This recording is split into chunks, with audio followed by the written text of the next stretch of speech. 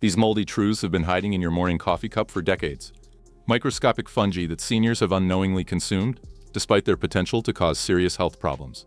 What we've uncovered reveals how widespread mold contamination has infiltrated the coffee supply chain and what you can do to protect yourself. If you're like most Americans over 65, coffee isn't just a beverage, it's a ritual. Maybe you've been drinking Folgers since the 70s, or you switched to Dunkin' when the kids grew up. You've probably drunk thousands of cups over your lifetime. So when you hear about mold toxins in coffee, your first question should be, have I been poisoning myself for 40 years? The short answer is no. You're fine, but there are some things worth knowing that can make you even better protected going forward. Your daily coffee ritual serves you more than just caffeine. Hidden within those familiar brown beans are compounds with remarkable protective effects for exactly the health concerns that matter most at this stage of life. Research on elderly people with memory complaints found that coffee compounds taken daily for 6 months produced real improvements in memory, attention, and mental sharpness. A major 2024 study identified specific coffee compounds that improve muscle function in aging, directly relevant to staying strong and independent. The numbers from large population studies are remarkable. Over 500,000 participants showed coffee drinkers had 14% lower kidney disease risk and 28% lower kidney disease mortality. The Rotterdam study specifically looked at adults over 70 and found each daily cup corresponded to better kidney function over time. For your liver, 2 cups daily reduced cirrhosis risk by 44% in a study of over 432,000 people. Caffeinated coffee shows about 7% lower type 2 diabetes risk per daily cup, confirmed across more than 1 million participants. The study that really catches attention, people who drank 3 to 5 cups at midlife had 65% lower dementia risk later in life. A 2024 analysis of approximately 205,000 people found unsweetened coffee reduced Alzheimer's risk by 25% and Parkinson's risk by 29%. So before we talk about mold toxins, understand this. Coffee isn't slowly poisoning you. It's actively protecting your brain, kidneys, liver, and heart. Let me tell you what's physically happening inside your body when you drink your morning coffee, because understanding this changes how you think about your choices. Within 20 minutes of your first sip, caffeine enters your bloodstream, but caffeine isn't traveling alone. Trace amounts of mycotoxin A, if it survived the roasting process, reach your kidneys within the first hour. Here's where age makes a difference. Your kidneys contain specialized cells that filter your blood. Mycotoxin A binds tightly to proteins inside those filtering cells and doesn't leave quickly. The half-life is about 35 days, meaning if you stopped all exposure today, only half of what's in your system would be gone 5 weeks from now. If you drink coffee every day, which you probably have for decades, you maintain a constant baseline level of mycotoxin in your kidney tissue. This is normal. Everyone who eats grains, dried fruits, wine, and coffee has measurable levels. The question is how high that baseline is. At age 40, your kidneys contained about 1 million filtering units called nephrons. By age 70, you typically have about 660,000 total nephrons, with only around 520,000 still functioning properly. This isn't disease, it's normal aging. But fewer working nephrons means your overall filtering capacity has decreased by roughly half. Blood flow through your kidneys has also decreased, dropping about 10% each decade after age 40. If you're 70, your kidneys receive roughly 30% less blood flow than they did at 40. The practical result, with reduced kidney function and slower blood flow, your body clears these compounds more slowly than when you were younger. Your baseline level is measurably higher, even if you're drinking the same amount of coffee you always have. The same thing is happening in your liver. Your liver tries to break down any toxins, but in doing so can create even more reactive forms. Your body has repair systems that usually fix this damage, but the process creates oxidative stress and inflammation. Your liver's enzyme systems work differently now than they did when you were 40 years old. You produce less glutathione, your body's master antioxidant, that neutralizes toxins. All of this means toxins stay in your system longer. Now add medications to this picture. Many common drugs, heart medications, antibiotics, antifungals, acid reducers, are processed by the exact same liver enzymes that handle mycotoxins. A 2022 mouse study found that when researchers blocked these enzymes, a kidney injury biomarker increased by more than 126-fold, showing how crucial these detoxification pathways are. Meanwhile, at the same time all this is happening, the beneficial compounds in coffee are also at work. Chlorogenic acids are circulating through your brain, protecting neurons. Phenylendanes are preventing protein clumps from forming in brain tissue. Trigonelin is supporting your cellular energy production and muscle function. This is the reality inside your body right now, a complex interaction of protective compounds and trace toxins, all being processed by systems that work differently at 65 or 70 than they did at 40. The question isn't whether coffee affects your body. It absolutely does, in multiple ways simultaneously. The question is, given how your body works now, how do you optimize the benefits while minimizing the cumulative exposure to compounds you don't need? Your daily coffee contains trace amounts of compounds called mycotoxins. These are produced by molds that can grow on coffee beans during growing, processing, and storage. The two main ones are ochratoxin A and aflatoxin B1. These are real compounds. At high doses, they can cause real harm. The question is, are you getting high doses from your Folgers or your Maxwell house? The story starts in coffee-growing regions across the tropics: Colombia, Brazil, Vietnam, and Ethiopia. Warm, humid conditions create environments where fungi can grow. Two types of mold produce the mycotoxins found in coffee: Aspergillus and Penicillium. When researchers analyzed coffee samples from around the world, roughly half to 55% showed detectable levels of ochratoxin A. That sounds alarming until you understand what detectable means and what happens during processing. Contamination often begins in the field. Small beetles called coffeeberry borers tunnel into coffee cherries, carrying fungal spores. If cherries are left to overripen or are dried improperly, moisture creates perfect conditions for mold growth. A Brazilian study found that 91.7% of raw green coffee beans had some mold present, though only 33.3% had ochratoxin A above detection thresholds. When you buy a can of Folgers or a bag of 8 o'clock coffee, those beans have been roasted. The roasting process destroys mycotoxins. Multiple studies show that proper roasting reduces ochratoxin A by 69 to 96%. Think about what your coffee looked like before roasting: pale green beans. After roasting, dark brown, aromatic, completely transformed. That heat doesn't just develop flavor, it destroys mycotoxins. This is why when Coffee Bros sent 6 popular coffees sold in America to an independent laboratory in 2025, Amazon Fresh, Starbucks, Peet's, Lavazza, all 6 came back not detected for mycotoxins. Dr. Mark Corey at the National Coffee Association did the math. You'd need to drink over 410,000 cups daily to exceed safety limits. Multiple studies found people drinking 4 cups daily reached only 2% of maximum safe exposure levels. So when you're standing in the grocery store aisle, choosing between regular Folgers at $8 and some mold-free premium brand at $40, understand what you're actually paying for. Let's look at understanding what these compounds actually do in your body. Ochratoxin A targets your kidneys. This compound accumulates in filtering cells and causes oxidative stress. Think of it like rust forming on metal. It triggers inflammation. Your regular checkups that include kidney function tests monitor for any issues. Aflatoxin B1 focuses on your liver. Your liver tries to break it down but creates a more reactive form in the process through enzymes called cytochrome P450. This reactive form can affect DNA and liver cells. Blood tests showing liver enzyme levels can detect if there's any concern. At the trace levels in properly roasted, commercially available American coffee, these effects aren't clinically significant for most people. But if you already have kidney or liver issues, being extra careful makes sense. Research in animal models shows ochratoxin A can cross into brain tissue, interfering with memory formation and affecting dopamine in areas controlling movement. A 2025 review linked chronic exposure to brain fog and cognitive issues, the same pathways involved in Alzheimer's and Parkinson's, which is exactly why coffee's protective compounds become so valuable. This is where we need to pay close attention because this information can directly affect whether your medications work properly. Thyroid medication, Synthroid or levothyroxine. Coffee reduces its absorption by roughly a third on average, with some individuals experiencing reductions up to 55%. Wait a minimum of 60 minutes between your thyroid pill and your first cup of coffee. This isn't a suggestion, it's essential for the medication to work. Many people take their Synthroid, then immediately have coffee with breakfast. You're essentially wasting part of your medication. Osteoporosis medications, Fosamax, Boniva, or generic bisphosphonates. These lose about 60% of their absorption with any beverage except plain water. Take these with plain water only, then wait 30 to 60 minutes before having coffee. Certain antibiotics, Cipro, fluoroquinolones. Ciprofloxacin can roughly double caffeine levels in your blood, causing severe jitteriness, racing heart, anxiety, and insomnia. If your doctor prescribes Cipro, discuss reducing your caffeine intake significantly during treatment. Note that Levaquin, another fluoroquinolone, has minimal effect on caffeine metabolism, so ask your doctor which specific antibiotic you're receiving. Blood pressure medications, beta blockers like Lopressor or Tenormin, calcium channel blockers like Norvasc. These work to lower your blood pressure while caffeine temporarily raises it. Space your coffee at least 1 hour away from these medications. Blood thinners, Coumadin or warfarin. Caffeine affects blood clotting. If you take warfarin, don't suddenly change your coffee habits.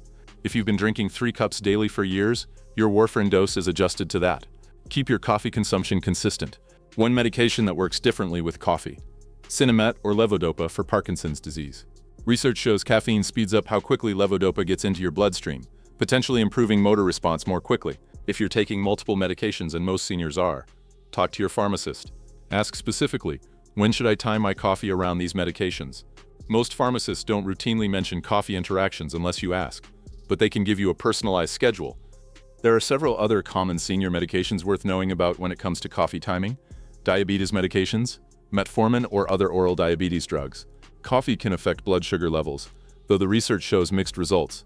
More importantly, if you take metformin, be aware that coffee might mask low blood sugar symptoms like shakiness or rapid heartbeat, since caffeine causes similar feelings. If you're on diabetes medication, monitor your blood sugar more carefully when you first start drinking coffee regularly, or change your consumption pattern. Iron supplements and calcium supplements. Coffee significantly reduces absorption of both. If you take iron for anemia or calcium for bone health, wait at least 2 hours after your supplement before having coffee. The tannins in coffee bind to these minerals and prevent your body from absorbing them. This is especially important for seniors with osteoporosis who are taking calcium supplements alongside their bisphosphonates. Antidepressants, particularly MAO inhibitors. If you're taking an older class of antidepressants called MAO inhibitors, large amounts of caffeine can cause dangerous blood pressure spikes. Most seniors aren't on these medications anymore. SSRIs like Prozac or Zoloft are more common now and don't have this interaction. But if you are taking an MAO inhibitor, limit yourself to no more than 1 cup daily. Bronchodilators for asthma or COPD, theophylline. Coffee can increase the effects and side effects of theophylline, causing rapid heartbeat, nausea, or jitteriness. If you're taking theophylline, your doctor needs to know your caffeine consumption to adjust your dose properly. Alzheimer's medications, Aricept or Duped. Interestingly, caffeine might actually enhance the effects of these medications. Some research suggests coffee consumption alongside cholinesterase inhibitors could provide additional cognitive benefits, though you should still discuss this with your neurologist. The key message: bring your complete medication list, prescription, and over-the-counter to your pharmacist and ask specifically about coffee interactions. Every medication combination is different. You don't need to spend $40 on specialty mold-free coffee, but you can make choices that give you extra protection. Choose darker roasts. Folgers Black Silk, Dunkin' Dark, or Peet's Major Dickinson's Blend have more mycotoxins destroyed during roasting. They also create more brain-protective compounds. Look for 100% Arabica on the label. Arabica beans show lower contamination than Robusta. Many major American brands clearly label their composition. Folgers offers several 100% Arabica options, including Folgers 1850 and Folgers Simply Smooth. Standard Folgers Classic Roast is an Arabica Robusta blend. Maxwell House Original Roast Regular Coffee switched to 100% Arabica, though their decaf is still a blend. Dunkin' Original Blend is 100%. 8 O'Clock Original is also 100% pure Arabica beans. When you're standing in the coffee aisle trying to choose quality coffee, here's what to look for on the label and packaging. Check for a roast date, not just an expiration date. Quality coffee should have a roasted on date stamped somewhere on the bag or can. Coffee is best within 2 to 4 weeks of roasting. If you see only an expiration date that's a year or more away, that coffee was likely roasted months ago. Folgers and Maxwell House in cans don't typically show roast dates because they're shelf stable for a long time, but smaller brands in bags often do. Look at where it says the coffee is from. Labels that say 100% Colombian or single origin Ethiopia tell you something useful about quality and growing conditions. Blends that don't specify origin are typically combining lower quality beans from multiple regions. High altitude growing regions, anything above 4,000 feet, generally produce better beans with lower mycotoxin risk. Organic doesn't necessarily mean lower mycotoxins. This surprises people, but organic certification focuses on pesticides, not mold prevention. In fact, some studies show organic coffee has slightly higher mycotoxin levels because organic farms use less fungicide. Don't pay a premium for organic if your only concern is mycotoxins. Watch out for coffee that's gone stale.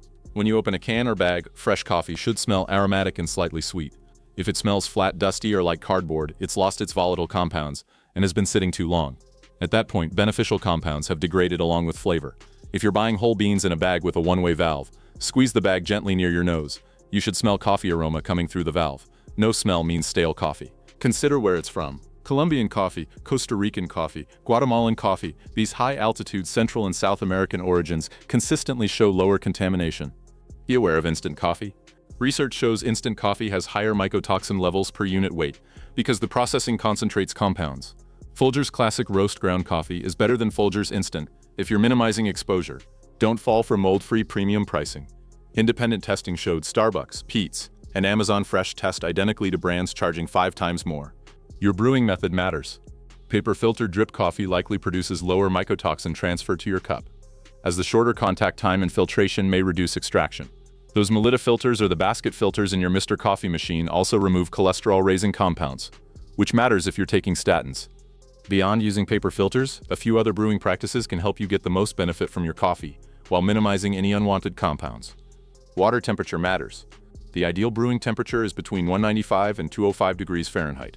Most automatic drip machines hit this range, but if you're using a percolator or making it manually, water that's actually boiling 212 degrees can over-extract bitter compounds and potentially extract more of anything you don't want. If you're making coffee manually, let boiled water sit for 30 seconds before pouring. Don't reuse coffee grounds. Some people try to stretch their coffee by running water through the same grounds twice. This is a bad idea for seniors. The second brew extracts fewer beneficial compounds, but can extract more undesirable ones. Use fresh grounds for every pot. Clean your coffee maker regularly. Old coffee oils and residue build up in machines and can actually grow mold themselves. Run white vinegar through your coffee maker once a month. Then run 2 cycles of plain water to rinse.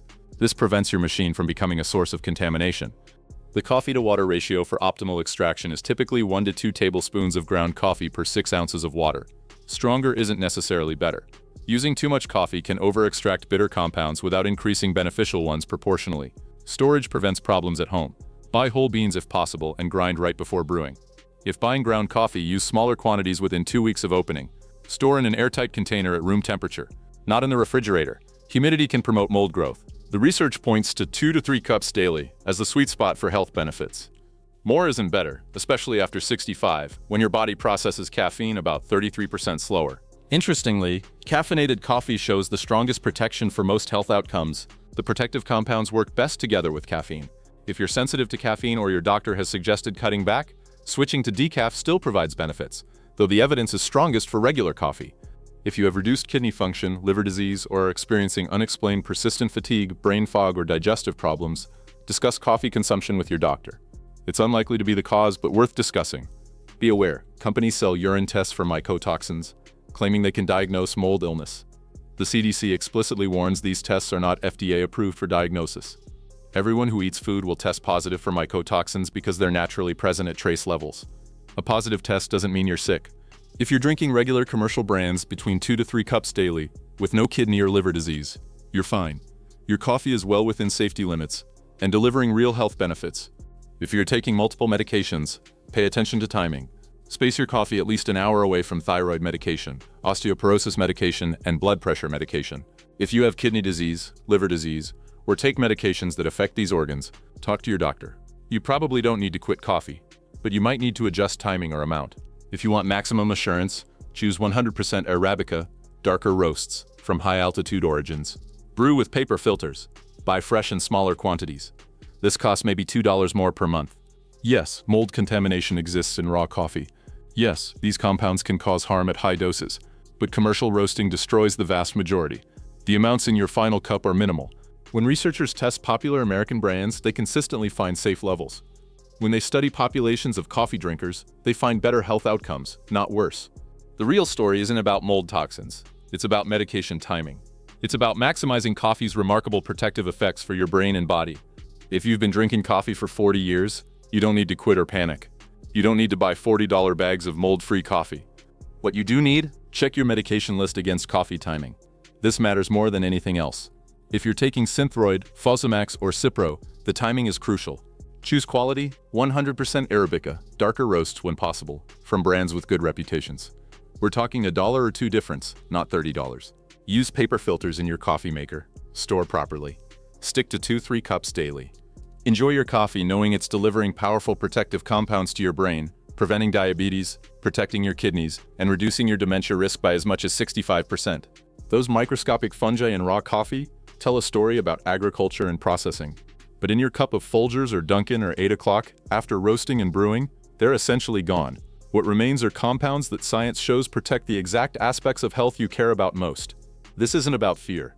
It's about optimization. And the optimized choice for most American seniors is clear. Keep enjoying your coffee.